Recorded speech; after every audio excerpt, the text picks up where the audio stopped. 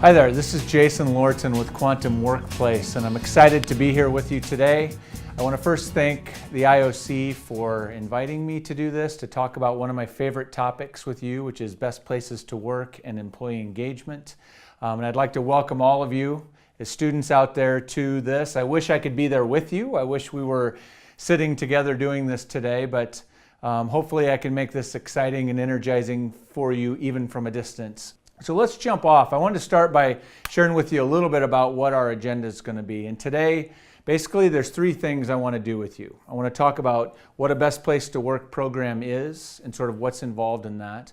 I want to talk about why companies participate in these programs. And finally, we're going to talk a little bit about sort of the anatomy of what a best place to work does differently. How do these companies get recognized as being best places to work? So that's what we're going to do. We're going to dive right in with what is a best place to work. So when I say a best place to work, you probably think of a lot of different things. That phrase has come to be used in a lot of different ways. So I want to be specific about what I'm talking about today.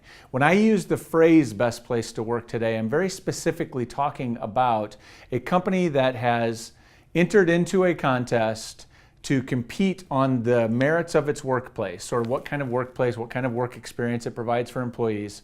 They're competing against other companies that have something similar to them. Maybe they're located in the same city or they're in the same industry. And that company, the best place to work, has been acknowledged or certified as an organization that is somehow superior to their competitors from a best place to work perspective. So that's what I'm talking about today very specifically, is the contest part of this. And we're going to try to break down sort of understanding why companies get involved, how that analysis is being made, because there's a lot of discussion about it. If you go out and Google best places to work, you're going to be overrun by the amount of content you'll find. So we're going to try and break it down, help it make sense to you so that perhaps as you move forward in your career, you'll be equipped, I guess, to build your own best place to work. So, where did best places to work start? These programs have been around for probably 10 or 15 years, but they haven't been around forever. I think you can actually date the early seeds, I guess, for best places to work, I think go back to the 90s, probably the mid-90s. And if you rewind the tape to that time, it was a time in our business history when the economy was really strong. It was still a time when the dot-com bubble was still expanding and hadn't burst yet, and competition for talent was fierce. There were more jobs than there were people to do them, and really the balance of power had started to shift from the organization, who had historically really been in charge when it came to the employment relationship, right? They had the jobs, I needed a job, and so they had the power. But in the 90s, it started to shift a little bit to the employee. If I had a highly sought after skill set, specifically related to things like technology or web development or computer development, I was in the driver's seat. And so companies found themselves in the situation where they needed to compete for talent.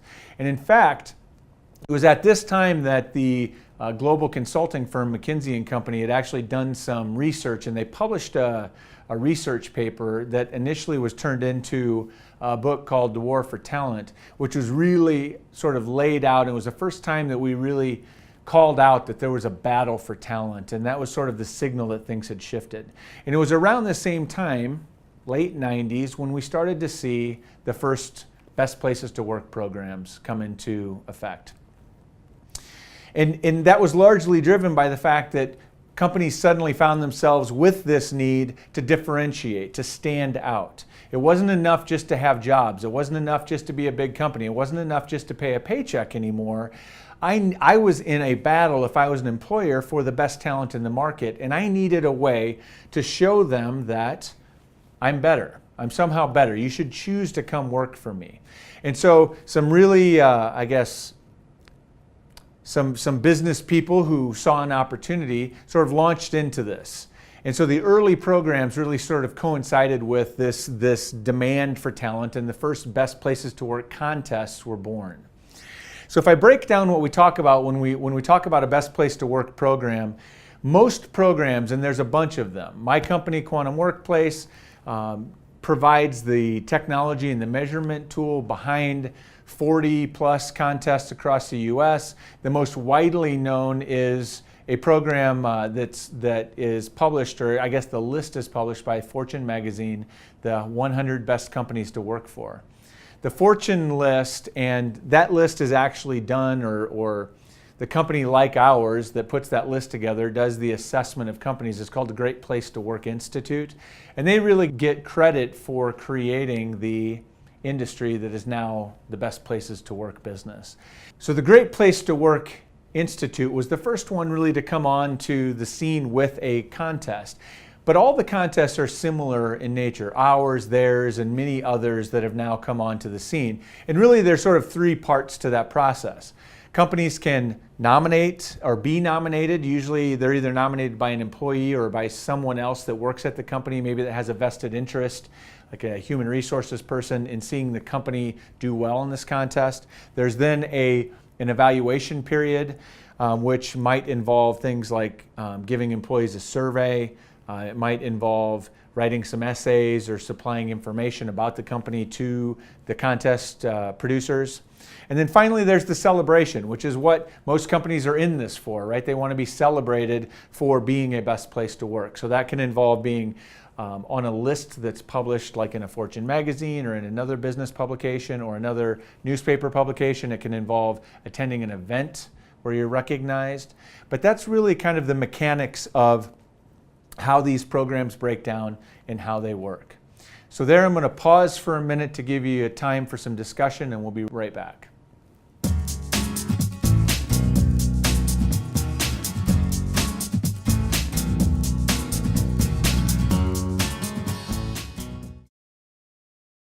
Let's now talk about why companies participate in these programs. Why are they motivated to do this? Because certainly there's work involved, there's risk involved, there's cost involved. And so there has to be a payoff for why you would do this.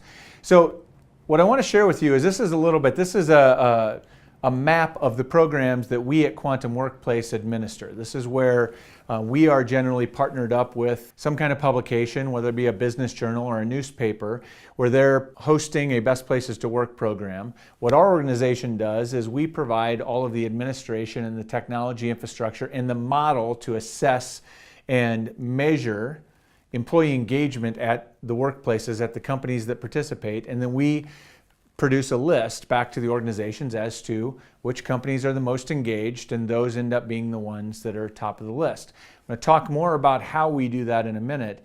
I want to share with you, in the last year, I guess 2 years ago, we surveyed a number of the companies that participate in this program. And one of the questions we asked them was, why do you participate in a Best Place to Work program? And because there's a lot of potential motivations, and we wanted to get clear on why were these companies participating, why were they putting forth the effort. And what we found was there were basically four major reasons that were put forth. I think the first one seems fairly obvious. We care about people, and creating a great culture is important to us.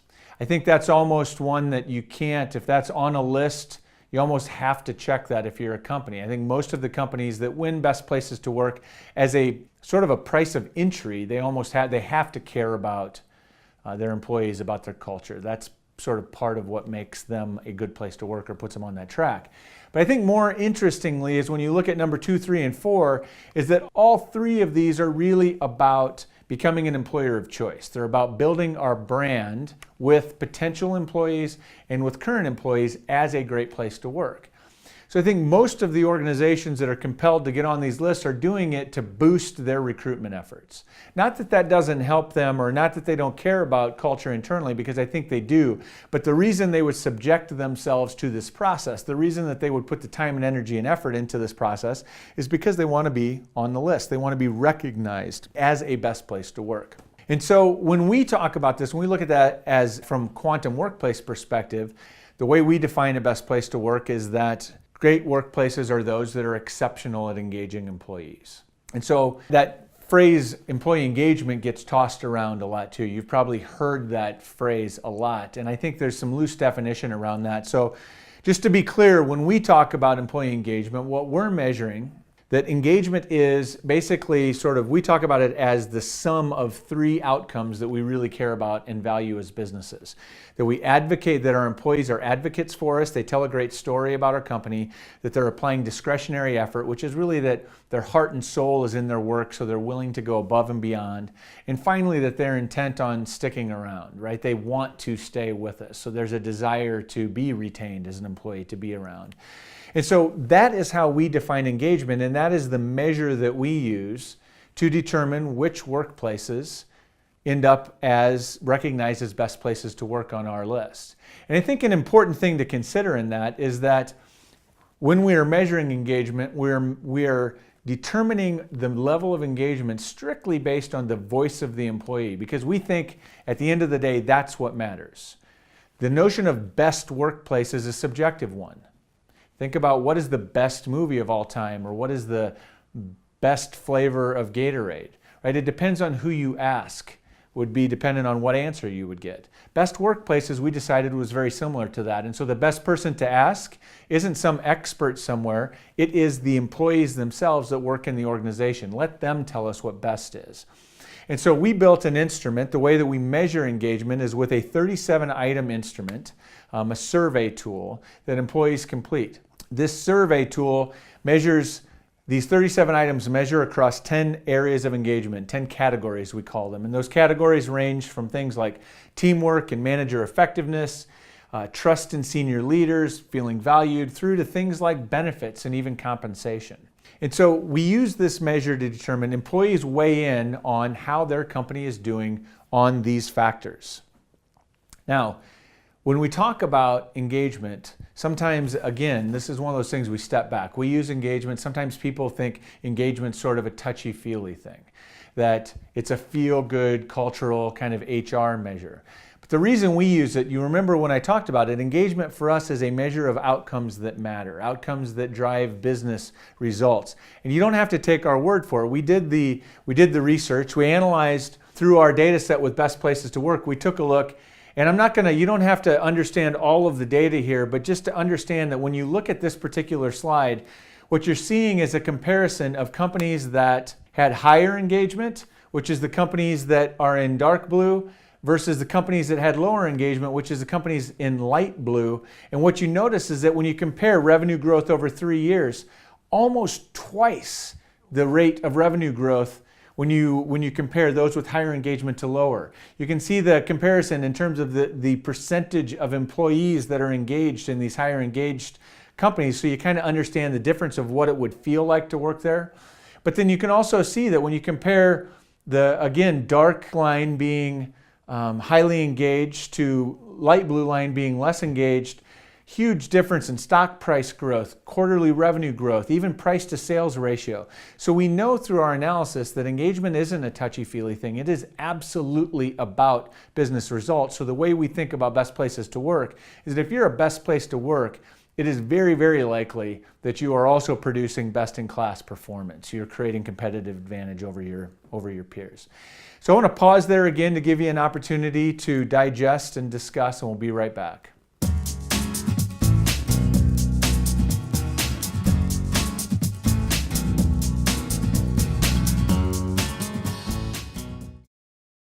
All right, so let's now start talking about in more detail what makes a best place to work. And this is where we'll start to break down some of the things we measure and what we know through our research and our data about what really matters the most. And I want to start with, I guess, challenging kind of an assumption that oftentimes people make, a myth, if you will, about what a best place to work starts with. And oftentimes, I hear in my work when I'm talking with business owners or HR people, particularly that work at small companies or that work at organizations that maybe aren't viewed as having the traditional advantages of someplace like a bank or a big consulting firm or someplace that has a lot of resources to throw at things like benefits and perks. Here's the thing that's really interesting is that when you break down, if you look at this slide, what you're looking at is a series of our 10 engagement categories. And what you'll notice, and these are scored basically just on overall engagement scores across our entire best place to work pool of data, which in 2012 and in 2013 was between 1 million and 2 million employee responses each year. But when you compare those two, what you'll notice is benefits is clear down here at the very end. Benefits is traditionally one of the lowest scored, lowest rated, and also lowest correlated response rate to overall engagement. So what that means is that while benefits is certainly important, I'm not here to argue that benefits isn't important or that compensation isn't important. But what I'm here to tell you is that benefits and perks, while important, are not what is driving overall engagement. And we're going to talk in a moment about what that is that's actually driving engagement, because it's things that you can't buy directly. You can't throw money at it directly. It requires harder work, and it's more culturally driven. And so when we're talking about benefits not mattering, it's like, so how do we find out what matters? And so what I'm showing you now is an analysis from, and there's a lot here, so I'm going to give you a moment to digest this in a second. But what you're looking at is an analysis of all of our best places to work responses from 2013. And so this involves responses from almost 2 million employees from over 5,000 companies across the US. And what we did is we ran an analysis on that data across those 37 items that we measure, and we did a correlation to see which of those items had the strongest statistical correlation to producing employee engagement, to overall engagement score. And what you're looking at here is a list of the top 10 most strongly correlated items to engagement. So said another way is that this number one item, the leaders of this organization are committed to making it a great place to work. That came out number one, which maybe that's not a surprise, but remember, this isn't about measuring sort of actual levels. We're measuring employee perception. So what this says is that if your employees perceive you to be, as a leadership group, committed, if their perception is that you are committed to creating a best place to work or a great place to work, they are more likely to be engaged overall. And the more positive they are about this particular item number one, the more likely it is that their overall engagement would improve. So if I was advising with a company, if I was advising with you as a leader or as an HR leader in an organization, and these were the drivers in your organization, I would say, look at number one, look at number two, look at number three, and invest in those things. Improve employee perceptions about those things. Because if you improve employee perceptions about your leaders being committed to making it a great place to work, or number two, I see professional growth and career development opportunities for myself in this organization. If employee perceptions on those items increase, the overall level of engagement increases in a disproportionately positive way. And so what you're looking at, these are the levers in our data set from 2013. And this tells us what's most critical to driving employee engagement, or at least what was critical in 2013 in the US workforce to driving engagement. So what I'd like to do for a moment is I'd like to pause. I'm going to pause here and I'm going to leave you with this slide, with this data. So pause the video, and I'd like you to take a look at these 10 items. And I'd like you to, as a group, look at these 10 items and see what themes you see, what trends do you see, what pops out. Right? You get to be amateur data scientists for a minute. So take a look at this and tell me, think about what do you see, discuss what do you see, what trends. If you were using this to advise a company, what would you advise them, where would you advise them to put their time and money? So chew on that for a minute, and I'll be right back to reveal sort of the trends that we see.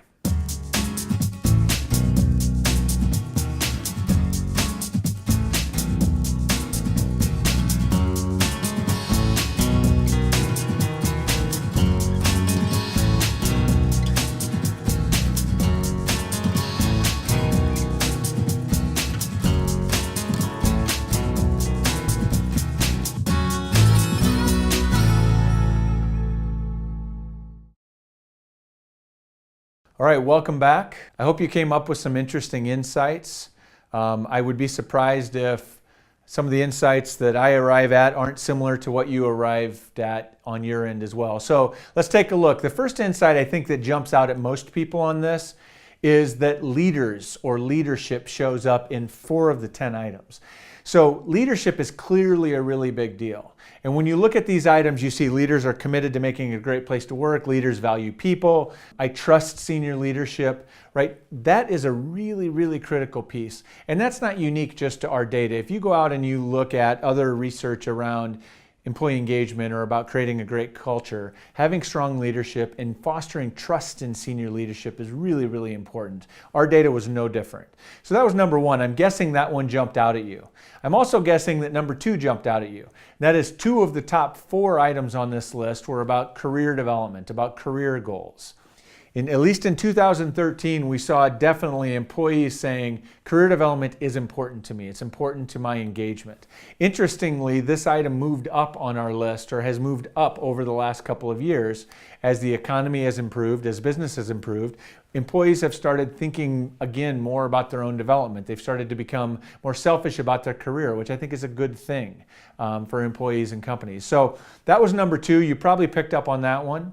The third one I'll be interested to see if you got. The third one is a little more subtle, but one of the things that's built in is really in these is that the organization values people, that they're making an investment in creating a great work environment for people, valuing people that way. So you see on the first one, making it a great place to work, valuing people is the most important resource. I know I'll be recognized. The company makes investments in me. This is all about valuing me. This is about I feel like you really care, that you value me as an individual employee. And so this really tells a story, and it's a story that's been very consistent for us over the last 5 or 6 years in our analysis of our best place to work data nationally. And that is that if I had to boil it down to sort of 3 high-level talking points or high-level recommendations in terms of what really will move the needle, how do best places to work become best places to work, how do they stay best places to work, this is the things they focus on, right? The gold is in building trust in leadership, feeling valued by your organization, so feeling like your organization truly values you, and building and promoting career development opportunities.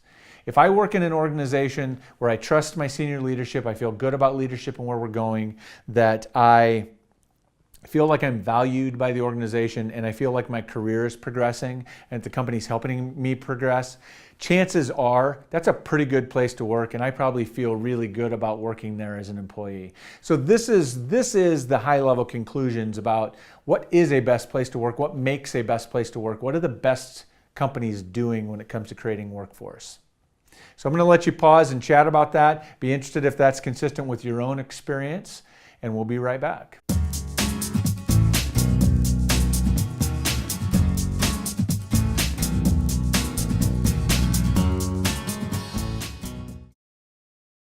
For our final section, I'd like to talk a little bit about what we've discovered about how the best companies to work for, the best places to work, those that are winning our contest, how they are doing this, how they are delivering on building trust in senior leaders, how they are valuing employees and promoting career development. And these are suggestions that if you were to ask me, if you were a company and you were to say, okay, I understand this makes sense. How do I do this? How would I create a best place to work? These would be the recommendations that I would give you based on interviews we've done with leaders at organizations, based on the HR people that we've talked to at these organizations that are producing exceptional levels of employee engagement. So there's 4 things I'm going to share with you today. The first is trust is about connection. The organizations that are doing a great job at fostering and developing trust in senior leadership understand that trust is about connection. If employees feel connected to leaders, if they feel like they're communicating, if they feel somehow, I think almost personally connected to leadership or who the leaders are, who they consider to be their senior leaders, then you're likely to have trust. I like in a very crude way, for years I've described this concept as, you know, it's harder to push somebody in front of a bus that you know than it is somebody you don't know, right? When you know someone, when you feel like you know someone, that engenders trust. It engenders a relationship, and it's much easier to feel good about that relationship. So number 1, leaders need to get connected. They have to be connected, whether that be through getting out face-to-face, or in large organizations, it might be about communicating in lots of different ways, company meetings, emails, you know, using technology like webinars and social media. So leadership connection is number 1. Number 2 is fostering a culture of clarity. A lot of trust comes from clarity. Distrust is bred through uncertainty. When I'm uncertain about something, well, let me back up. I'll give you an example that you probably can all relate to. Think about a time when, whether it be, maybe it's a professor, maybe it's a manager that you've had, maybe it's one of your parents at some point in your life, but that they randomly called and said, I need to talk to you as soon as possible. Well, and they didn't tell you anything else. Maybe they left you a voicemail, maybe they sent you an email. When that happens to you, what do you think? Do you immediately assume it's good news? Probably not. I would almost guarantee that you assume that's bad news. I work for an awesome boss. He's never given me any reason to think that he would surprise me with bad news or sneak up on me with anything. I have no cause for concern. But if he were to schedule a surprise meeting with me at 3 o'clock tomorrow with that same message, I would be nervous. I would think something bad's going to happen. That's just human nature. And so we need to think about that and consider that as organizations. The more uncertainty there is in the organization, the lower the engagement. And so best places to work have found that by creating clarity, by removing uncertainty from their workplace, by making sure that employees, even when it's bad news, that they know the full story, they foster engagement. Because you ask almost anyone, they will tell you, even if it's bad news, they would rather know than not know. Not knowing is worse because our minds fill it in. So create a culture of clarity. That's number 2 thing that best places to work do. The third one is that people understand best places to work are clear about what their culture is. They know what's important to them. They understand their values. They understand their purpose. They understand what they are about. They understand what quest they're on, and they are relentless about hiring people into their organization that fit. When I've interviewed companies about this, I hear things like, yeah, our interview process is like a gauntlet. Or I've heard of other companies that literally will have a dozen or more people interview an employee, and if one person on that team gives them a thumbs down, no hire. Right? They are relentless about hiring people that match their values and their purpose. And so hiring for culture is another thing that we heard consistently in best places to work. And finally, companies that are best places to work focus on career development. They make career development part of their job, part of the individual's role. So it's not always about just throwing money at more tuition reimbursement or more training opportunities, but it's thinking about work as being a learning experience. It's about putting people in developmental roles. It's about coaching. It's about mentoring. It's about all sorts of things that require time and energy and focus, but don't necessarily require an enormous amount of money to pull off. So the companies that are best places to work, almost to an individual one, if you talk to them, they are very serious and thoughtful and focused on the individual career development of every one of their employees. So that's a crash course on best places to work. I hope that this has been helpful. I hope that it's helped you maybe understand how the contests work. And despite the fact that when we're talking about best places to work, we are talking about a contest and people are pursuing recognition. I hope that today you've seen that even through that pursuit of recognition, these companies get insight about really important things in their organization. And despite pursuing just impacting my recruitment brand, I get an opportunity in these programs to showcase what's best about my organization, things like leadership and valuing employees. So hope this has been productive. Thank you for having me, and thank you to the IOC for making this possible.